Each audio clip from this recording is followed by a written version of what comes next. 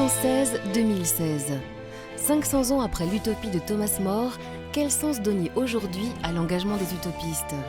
Projets politiques, économiques, sociaux, culturels, l'université et son foisonnement intellectuel est l'un des lieux privilégiés pour imaginer les contours de ces nouveaux mondes.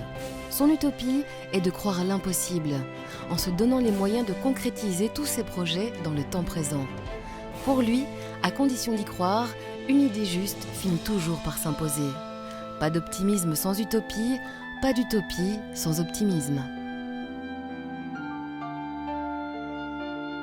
Pour moi, l'utopie aujourd'hui, ce n'est pas seulement utile, c'est absolument essentiel. Pourquoi ? Parce que ce qui est le plus fondamental pour la dynamique d'une société, c'est l'espoir, l'espérance d'un monde meilleur. C'est beaucoup plus important que la richesse ou même l'éducation. C'est avoir l'espoir qu'on pourra améliorer les choses. Et pour concrétiser cet espoir, on a besoin d'utopie.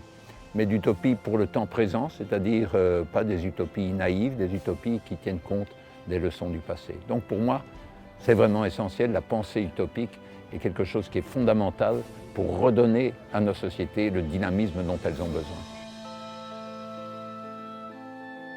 L'université a un rôle particulier par rapport à l'utopie, parce que l'université, c'est d'abord un trésor de compétences consacrées, en particulier des compétences historiques. Elle permet par exemple, cette compétence historique, de se rendre compte que nos sociétés, y compris dans ce qu'elles ont de meilleur, sont le produit d'utopies passées.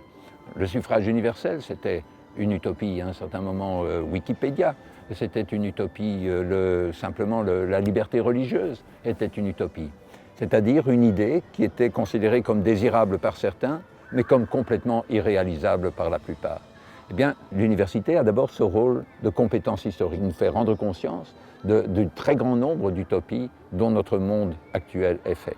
Mais au-delà de ça, l'université, c'est ce trésor multidisciplinaire de compétences qui nous permet de faire des utopies qui ne soient pas naïves. Parce que si on laissait les économistes faire tout seuls leurs utopies, ou les ingénieurs faire tout seuls leurs utopies, ou les sociologues, ou n'importe quoi, mais on pourrait très rapidement arriver à des désastres, à des dystopies, au contraire de ce qu'on avait espéré. Et donc, faire travailler ensemble des personnes appartenant à diverses disciplines, ce qui est possible dans une université comme la nôtre, c'est vraiment fondamental pour ces utopies pour le temps présent dont nous avons le plus grand besoin.